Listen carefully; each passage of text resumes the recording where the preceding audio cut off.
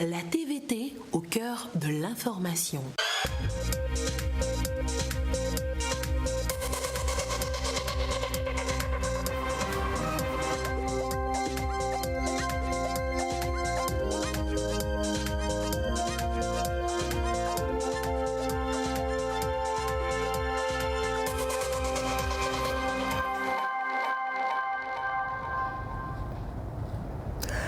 Voici d'abord les titres de ce journal. 21 juin au Togo, commémoration du sacrifice des martyrs tombés pour la patrie. Le traditionnel hommage du peuple se traduisant par des dépôts de gerbes ont été observés. Le traditionnel hommage a été donc observé sur tout le territoire. À Lomé, la ministre des Armées a représenté le chef de l'État à la place des martyrs à Kégué. Puis l'actualité ce soir au Togo, c'est aussi notre pays aux portes du Commonwealth. Une mission d'évaluation séjourne dans notre pays depuis ce dimanche. Gerson Dovo, rédacteur en chef à la rédaction de la télévision togolaise, sera sur ce plateau pour nous en donner plus de détails. Bonsoir madame, bonsoir monsieur. Le peuple togolais, dans son ensemble, s'est souvenu ce jour de ces martyrs, ceux qui ont perdu la vie dans le cheminement du pays vers son indépendance et vers sa démocratisation. Des cérémonies de dépôt de gerbes se sont déroulées sur toute l'étendue du territoire pour commémorer l'événement. À Lomé, la cérémonie du dépôt s'est déroulée à la place des martyrs à Kégué. La cérémonie donc a été présidée par la ministre des Armées représentant le chef de l'État. Reportage Tchaznambaga. Le Togo commémore ici ses fils et ses filles qui ont fait le choix du sacrifice ultime pour la patrie. Célèbres ou anonymes, ils ont dit non à la soumission, non à la colonisation au prix de leur vie. Leurs noms sont à jamais gravés en lettres d'or dans le cœur du peuple togolais dont ils incarnent l'aspiration profonde à la liberté depuis la lutte pour les indépendances et le cheminement pour l'ancrage de la démocratie et de l'état de droit au Togo.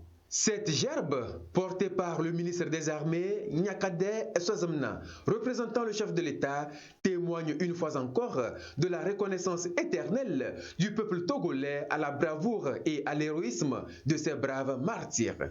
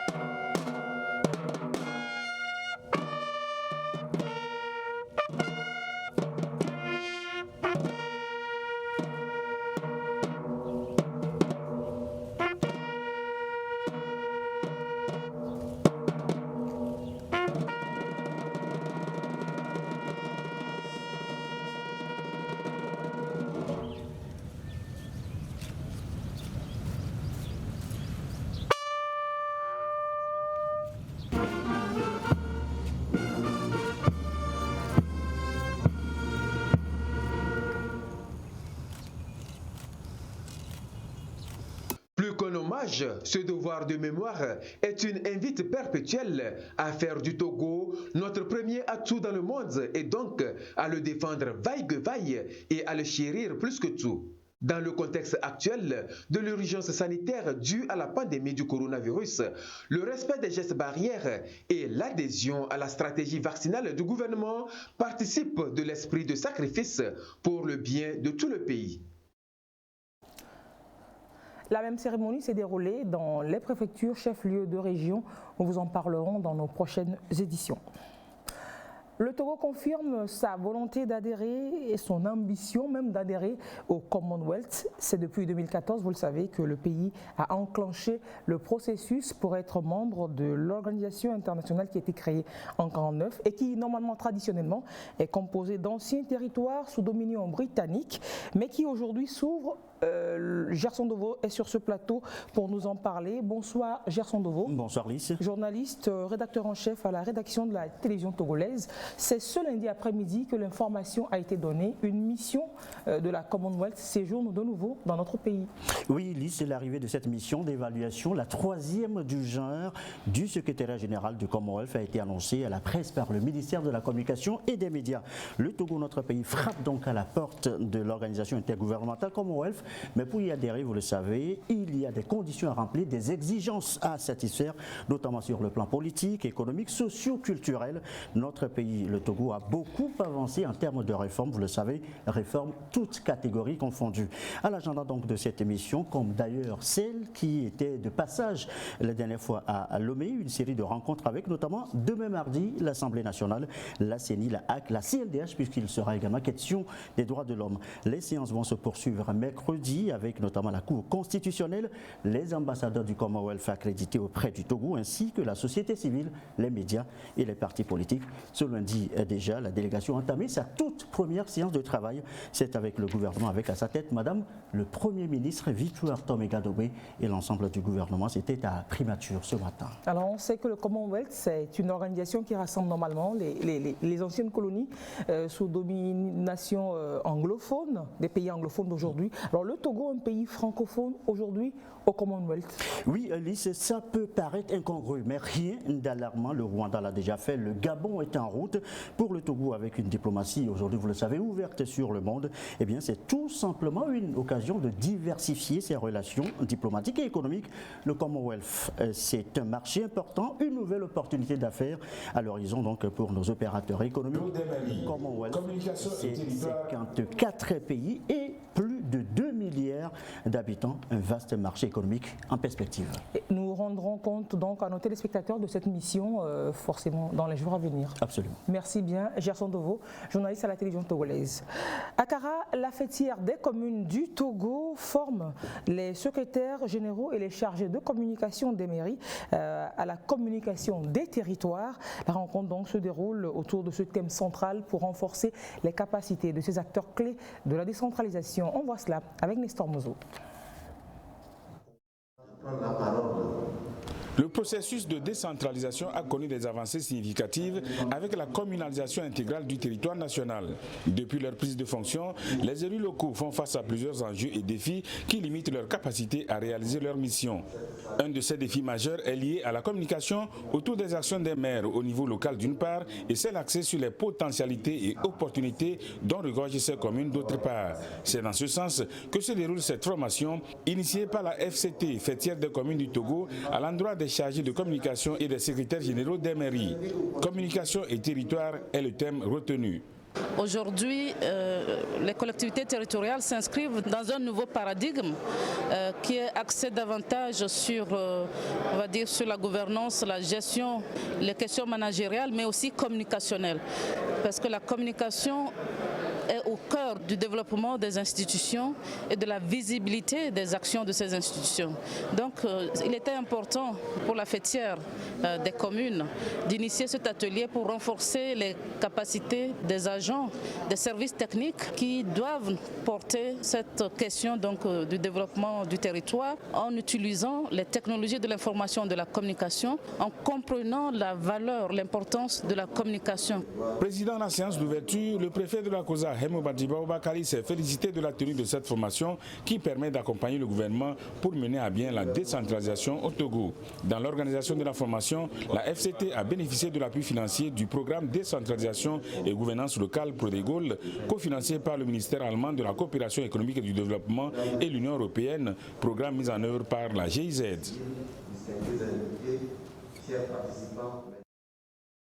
7 juin 2020 qu'ont été lancés les travaux de réhabilitation de la route Lomé-Palimé, officiellement lancés pour améliorer la circulation sur cette voie qui draine un grand monde pour la circulation autant urbaine qu'interurbaine. C'est la route qui relie Lomé à la région des plateaux ouest. Aujourd'hui, 1 an après les travaux, qu'est-ce qui est fait?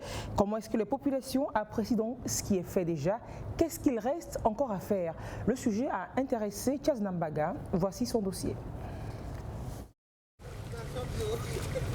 Voici à quoi ressemblait la nationale numéro 5, la route Lomé-Palimé le 17 juin 2020, peu avant le démarrage des travaux d'aménagement. Un an après, revoilà la même voie sur le lot numéro 1, le tronçon Todman-Zanguera sur près de 15 km. C'est une route moderne, voulue, robuste et durable qui a pris forme. Ceci au grand bonheur des usagers et des riverains. Avant, là, la route c'est gâté. Maintenant, ici, Todman jusqu'à Zanguera, c'est bon. On peut circuler. La mouchage, là, ça diminue un peu. Avant, là, ça nous prenait beaucoup de temps. Maintenant, là, c'est bon. Ça, c'est rapide. Je n'ai jamais mis pied à Paris, mais en voyant les photos, je sais que Atikoumé ressemble à Paris. C'est la route qui fait le pays. Je remercie le chef de l'État. Il fait que les Togolais soient à l'aise. Je le remercie. Que le Seigneur lui prête vie. Plus encore, plus encore, plus encore. Et maintenant, nous voyons que la voie est plus large et ça nous permet de bien circuler et de ne pas avoir d'accident. Si nous-mêmes nous contrôlons sur la route, je pense que ça peut aller. Par rapport à Agoué, nous voyons que maintenant à Dogomé, et ça devient une ville. La joie des usagers et des riverains, c'est aussi les trottoirs aménagés, les caniveaux posés, la signalisation horizontale bien marquée et surtout les contre-trottoirs au niveau d'Adidogomé. Une nouveauté au Togo. Aïe, c'est comme ces petits pariages de Dogomé maintenant, par rapport à avant. C'est bien, on remercie le président d'avoir qui n'a qu'à continuer encore plus. Tout ça là, moi je ne veux pas que remercier le bon Dieu et remercier le chef de l'État pour l'œuvre qu'il essaie d'accorder à tout le peuple togolais. Sinon, ça c'est très bon. Nous souhaitons à ce qu'il nous apporte la lumière et puis les feux rouges aussi, c'est important pour nous. La voie Lomé-Balimé, elle est bonne.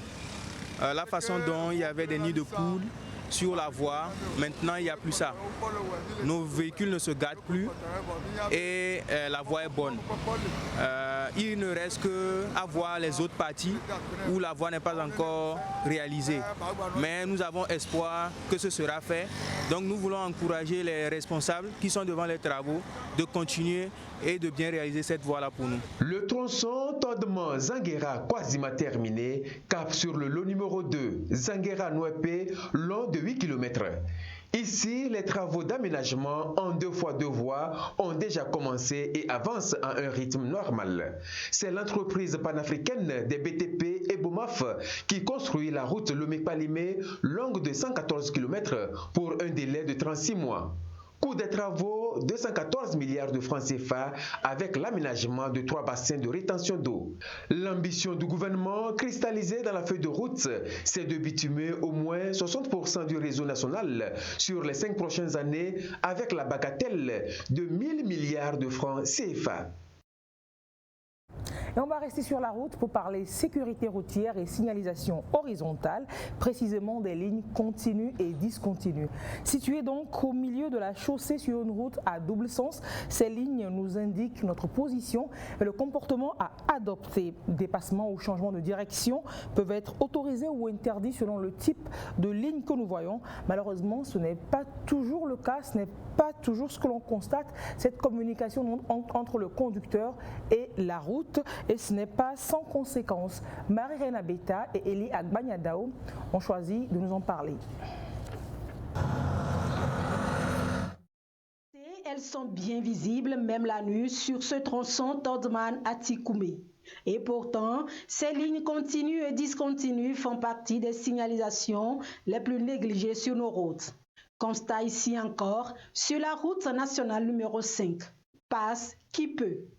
Plusieurs usagers font complètement fi des marquages au sol. Je remarque que les gens n'arrivent pas à respecter les lignes parce que des fois des gens, surtout les automobiles là, ils n'aiment pas respecter la voie. Ils n'aiment pas rester sur leur voie. Ils mélangent tout sur la route. Il y a certains usagers de route qui ne savent pas. Pour eux, c'est peut-être la décoration ou bien c'est quoi on a fait sur la route, je ne sais pas. Mais pour moi, je sais qu'il y a certains qui ne connaissent pas ça. Loin d'être un simple ornement, ces lignes ont du sens. Dans le langage du code de la route, ces lignes continues interdisent carrément le dépassement. Les discontinues autorisent par contre les usagers à effectuer un dépassement ou un changement de direction. Mais cette question, pourquoi nous n'arrivons pas à les respecter sur nos routes? La ligne continue, c'est comme un mur. Elle infranchissable. Dans la circulation, on ne roule pas n'importe où. La circulation ne se fait pas partout, n'importe comment. La circulation se fait dans les couloirs, sur des voies. Et chaque fois que vous voulez changer de voie, vous devez signaler votre intention aux autres usagers. Une observation de tous ces comportements-là, ça provoque énormément d'accidents dans la circulation routière. Les usagers doivent se conformer au marquage que nous avons sur la chaussée. Cela vous permet vraiment de fluidifier la circulation. Les gens n'ont pas compris l'importance de ces marquages au sol. À la limite, d'autres assimilent ça juste à des décès. Déjà, on le voit, il est difficile pour nous, les usagers, de respecter ces marquages au sol. Que dire de ces routes qui n'en disposent pas? Ailleurs, c'est parfois effacé ou illisible. Avec le temps, certains marquages au sol disparaissent. Et c'est vraiment regrettable parce que leur matérialisation permet aux usagers de vraiment suivre les indications et de rouler vraiment d'une manière correcte. Et lorsque ces marquages disparaissent, en principe dans les faits, cela n'empêche pas l'usager de continuer par respecter cette couloir imaginaire. Si matériellement ce n'est plus visible, ce n'est pas une licence pour que nous puissions circuler n'importe comment dans la circulation. Nous devons nous conformer au respect scrupuleux, je vous dis scrupuleux, des couloirs de marche. La route, nous devons la pratiquer pour vivre. La route, nous devons la pratiquer pour le développement de notre pays. La route ne doit pas être un lieu où nous devons aller mourir. C'est un dialogue permanent entre le conducteur et la route. La route nous parle, la route continue de nous parler. Effectivement, la route parle. Respecter les lignes continues et discontinues, c'est aussi rouler dans son couloir de circulation. Cela pourra bien nous aider à réduire les cas d'accident sur nos routes. On va parler santé, on va s'intéresser à un trouble du sommeil où le dormeur, il souffre de pause respiratoire ou alors de diminution du débit respiratoire. C'est ce qu'on appelle l'apnée du sommeil qui est assez méconnue mais qui touche quand même un grand nombre de personnes. Elle peut entraîner de graves conséquences si elle n'est pas prise en charge, mais l'on peut aussi apprendre à bien, ou alors à mieux vivre avec. Olive Seonou, Yataratem. Il arrive qu'en plein sommeil, certaines personnes soient en panne de respiration. Le sujet peut se réveiller plusieurs fois ou peut perdre à jamais la vie au cours de son sommeil. La maladie s'appelle l'apnée du sommeil. Le syndrome d'apnée du sommeil, c'est un ensemble de signes dus au fait que le sujet, lorsque ce sujet dort, sa respiration a tendance à s'arrêter. Elle n'a pas un bon sommeil. C'est très dangereux parce qu'il y a des complications médicales qui sont dominées par les complications cardiovasculaires, donc l'hypertension artérielle, l'impuissance sexuelle, le diabète, l'AVC, lorsque vous avez un malade qui a son apnée du sommeil sévère. Si cette personne-là prend une quantité importante d'alcool ou bien il prend une quantité importante de somnifères, il peut mourir au cours du sommeil. Pathologie peu connue mais très dangereuse, l'obésité et certains comportements sont les facteurs de survenue de cette affection. Le principal facteur, c'est l'obésité. Dehors de l'obésité, lorsque la personne a tendance à prendre des somnifères pour dormir, à prendre de l'alcool le soir au coucher, à prendre des excitants comme le café ou le tabac, c'est ces facteurs-là qui peuvent entretenir le syndrome d'apnée du sommeil. Pour une meilleure prévention, certains comportements sont à proscrire par des personnes à risque et un diagnostic précoce du mal peut sauver des vies. Un enfant qui ronfle, un enfant qui est agité au cours du sommeil, un enfant qui dort la bouche ouverte, dans cet enfant-là, il faut le faire voir par un médecin ORL. Le sujet âgé, c'est la lutte contre l'obésité. Donc c'est mener des activités physiques et sportives, c'est revoir l'hygiène alimentaire. Et puis c'est éviter la consommation d'alcool le soir au coucher, d'excitants comme le tabac, donc la cigarette et le café le soir. C'est d'éviter la prise de somnifères le soir au coucher. Si vous avez un patient, un sujet qui ronfle assez bruyamment, qui se réveille plusieurs fois la nuit pour aller uriner, qui se réveille tout fatigué le matin, qui a des maux de tête le matin au réveil, ce malade souffre probablement d'apnée du sommeil. Il faut qu'il consulte un médecin. Dormir peut donc être fatal aux apnéiques. Ne serait-il pas mieux de prévenir que de guérir? Et il faut pouvoir bien dormir et se reposer pour avoir la forme et vaquer à ses occupations. Par exemple, l'agriculteur qui a besoin de force, agriculteur comme ce développeur semencier que nous présente Chazna Mbaga. Vous savez que pour booster les rendements agricoles, le gouvernement fait depuis 2010 la promotion des semences certifiées. Ils sont donc nombreux sur le territoire à produire et à fournir des semences de qualité et en quantité pour les agriculteurs. On vous emmène à Agbelouvé, c'est dans la préfecture de Zio. Découvrez donc l'un de ces semenciers, sa vie et son activité avec Chazna Mbaga. Agbelouvé, préfecture du Zio. C'est ici que vit Maglo Komlan Bleoussi. Semencier de son état, son activité principale en ce début de la campagne agricole consiste essentiellement à la distribution des semences certifiées aux paysans. Avant, la population ne connaissait pas la valeur des semences. Donc il y a une grande différence entre les semences et les maïs ordinaires que les gens sèment. Donc avec les semences, il y a de bons rendements. C'est pourquoi, comme il a plu hier là, ils sont venus pour prendre les semences pour aller semer. C'est depuis 2011 que Maglo Komlan Bleoussi, à l'époque instituteur d'école, s'est engagé dans la production des semences améliorées suite à une formation à Sokodé. Il s'est véritablement ancré dans cette activité après sa retraite en 2013. Aujourd'hui, il vit grâce à la production des semences certifiées améliorées. Pour avoir le maïs sélectionné, nous allons à la ferme sémencière de Sotebois ou bien à Litra Lomé pour prendre les semences de base et que nous venons semer. Et après la récolte, les inspecteurs viennent prélever l'échantillon, ils s'en vont au laboratoire à Sotebois et ils délivrent un certificat qui nous donne la voie à vendre ce maïs à la population. Par an, je produis 12 tonnes. Une tonne de maïs certifié coûte 500 000. Pour les 12 tonnes, je gagne 6 millions par an. L'argent là, je l'utilise pour le développement de mes enfants. Leur écolage et le reste, je continue encore, je grandis encore le champ. Les semences produites sont mises à la disposition des paysans, soit directement auprès des semenciers, soit dans les magasins de la CAGIA sur toute l'étendue du territoire national. Dans nos villages, on prenait le maïs sur le grenier et on sème. Des fois, on sème la germination, tu vas dans le champ. Ça germe 1. Mais quand ils nous ont amené la semence certifiée, on a semé 2. C'est bien germé. Quand on a récolté semence certifiée, sur 1 hectare, on trouve jusqu'à 4 tonnes.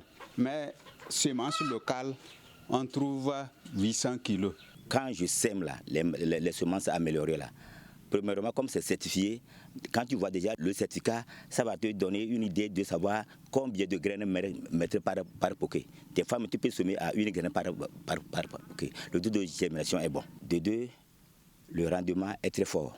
Et quand on te dit que c'est une variété de 2 mois, 1 semaine, tu as le maïs frais. Toujours, je vais vers les magasins CAGIA qui vendent les semences certifiées améliorées. Les semenciers sont organisés en réseau national des producteurs de semences certifiées du Togo. Sur le plan national, ils sont au nombre de 300 et produisent près de 2500 tonnes de semences certifiées améliorées par an. Dans l'actualité internationale, parlons du Mali où une attaque à la voiture piégée a visé les forces de l'opération Barkhane ce lundi matin, ce qui a fait plusieurs blessés. L'incident s'est déroulé à Gossi, c'est dans le centre du pays. Le FESILOM se lance sur l'environnement. Ce sera du 1er au 3 juillet prochain à l'Institut français de Lomé. Si nous nous prenons bien en termes de formation pour des acteurs, pour faire passer un message, nous pouvons nous saisir des informations de l'environnement pour pouvoir passer le message qu'il faut. C'est dans ce sens que depuis pratiquement 4 ans, nous avons mis le forum sur l'environnement. L'événement est couplé au 4e forum des jeunes cinéastes francophones engagés pour l'environnement. Au programme, il est prévu des échanges entre le public et des jeunes cinéastes. Bien évidemment, première des productions à découvrir, l'environnement et le développement durable. Pendant cette période-là, nous avons des panels, nous avons des conférences débats, nous avons des projections de films chaque soir à l'Institut français. Nous avons au total 31 films qui seront programmés pour projection. Parmi les 31 films, vous retrouverez les 8 films que le FESILOM même a produits, et vous retrouverez également les films qui sont arrivés sur le projet. Bouquet final de ce festival, le prix du meilleur film. Il sera décerné à la production qui prendra en compte la contribution du cinéma vert pour le développement durable. Vous avez plutôt suivi là le sujet sur le lancement de la 8e édition du Festival de cinéma de Lomé, le FESILOM qui cette année se consacre à la promotion du cinéma vert pour le développement durable. Les grands axes donc ont été dévoilés en direct de l'émission La Pause, c'était vendredi dernier dans les enceintes de la télévision togolaise. Vous avez envie de sculptures en métal sur fer de récupération originelle, professionnelle et assez artistique. Découvrez donc les œuvres de Agbeko et Yao. Ce sont 2 jeunes Togolais qui ne passeront pas indifférents sans doute à côté de vos fourchettes rouillées. Augustin Ramdan Bassina et Timou Aïssim nous font voir. La sculpture sur métal, très répandue en Afrique. Ici, dans cet atelier à Adidogomé, quartier populaire ouest de Lomé, Agbeko se distingue par sa technique si particulière. Chalumeau en main, voici l'artiste en train de fusionner des pièces d'un générateur en panne, des ustensiles de cuisine recyclés, des bougies de moto et de la ferraille pour sortir un chef-d'œuvre, un éléphant en métal. Seul au départ, Agbeko va unir son génie à celui de Yao. Pour le désormais duo, sculpter les animaux est leur technique préférée, d'utiliser ce médium. Ces pièces-là, les gens les jetaient avant. Ça ne contribue pas à l'évolution de notre communauté. Donc nous, maintenant, on a vu que non, au lieu de jeter ces ferrailles, il faudrait quand même qu'on puisse les recycler et puisse les utiliser pour que ça puisse être usuel pour nos clients. Donc c'est pourquoi on s'est intéressé, quoi. Le style d'Agbeko et Yao, si singulier, impose fascination, admiration et estime. Monsieur Yao et Monsieur Agbeko, dans le quartier, ils ont débuté comme amusement. Bon, les gens ne s'y intéressent à leurs travaux. Mais de temps en temps, si je les rends visite, je vois que s'il est passant, s'approche d'eux pour se renseigner. Par après, je vois que les gens, ils sont intéressés par les gens, donc je vois que leurs travaux sont appréciés. Derrière les œuvres d'Agbeko et Yao, c'est la dégradation de l'environnement immédiat qui est désormais pointée du doigt. Même si c'est dans les rues et sur les dépotoirs sauvages qu'ils trouvent matières premières, cuillères recyclées, les pièces de véhicules d'occasion et les plaquettes d'ordinateurs, Agbeko et Yao ne laissent rien traîner. Parfois, c'est auprès des fournisseurs que le duo fait sa provision. De l'œuvre à fabriquer, parfois dépend le volume de matière à utiliser. Le duo Agbeko et Yao va parfois jusqu'à 5000 métaux pour une sculpture d'éléphant. Et c'est également du temps. 3 bonnes semaines, par exemple, pour donner forme à notre éléphant en métal, non sans difficulté. Il y a des difficultés parce que nos travaux, il faut quand même trouver des pièces spécifiques pour des productions spécifiques. Donc des fois, on cherche certaines pièces pour faire certains œufs, on ne trouve pas. Parce qu'on se promène de lieu en lieu pour chercher à rassembler les pièces, pour pouvoir les adapter à nos créations. Donc des fois, il y a des problèmes, on n'en trouve pas. On passe des mois, des temps avant de trouver des pièces qui puissent être utile pour nous dans une création spécifique. Pour découvrir la panoplie des œuvres d'Agbeko et Yao, direction Novici le long de la rue Akeyi. Le fruit de leur labeur trouve ici un sens plutôt paradisiaque à Adétikopé, à 15 km au nord de Lomé. Quand les clients viennent à l'hôtel Jemka ici et qu'ils voient nos dispositifs de lave-mains faits à base de ces objets recyclés, honnêtement, ils sont contents, ils sont heureux de voir comment un artisan a pu transformer ces objets recyclés en un objet utilisable.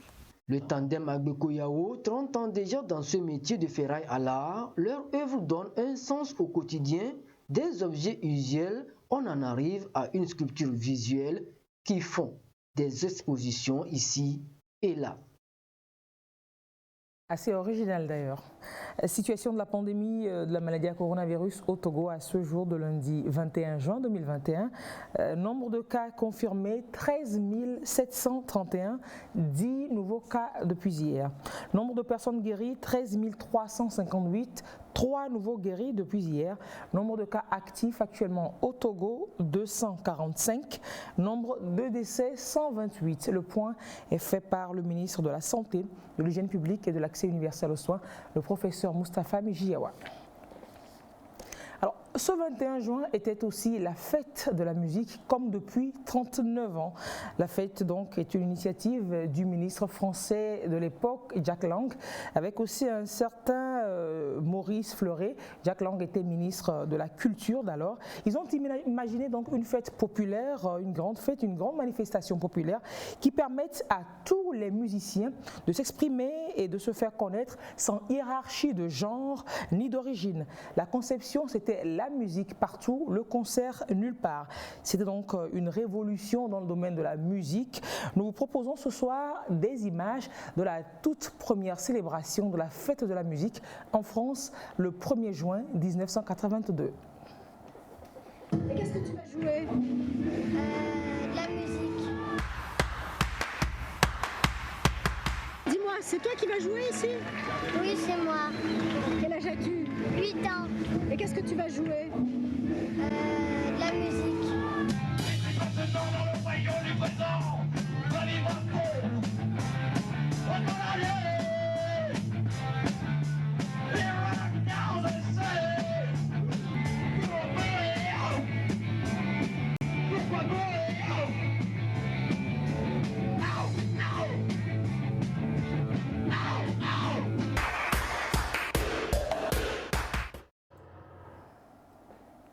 C'était donc un succès immédiat pour cette nouvelle fête, succès jamais démenti au fil des ans et qui est célébré aujourd'hui dans plus de 100 pays du monde, dont le Togo, le jour symbolique du solstice d'été en climat tempéré. En ce jour, la télévision togolaise vous avait proposé une émission spéciale sur la fête de la musique.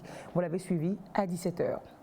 C'est la fin de ce journal. Merci de l'avoir suivi. Restez sur la TVT pour la suite de ces programmes. Rendez-vous à 22h30 avec Yata Aratem pour l'édition de nuit. Bonne soirée à vous.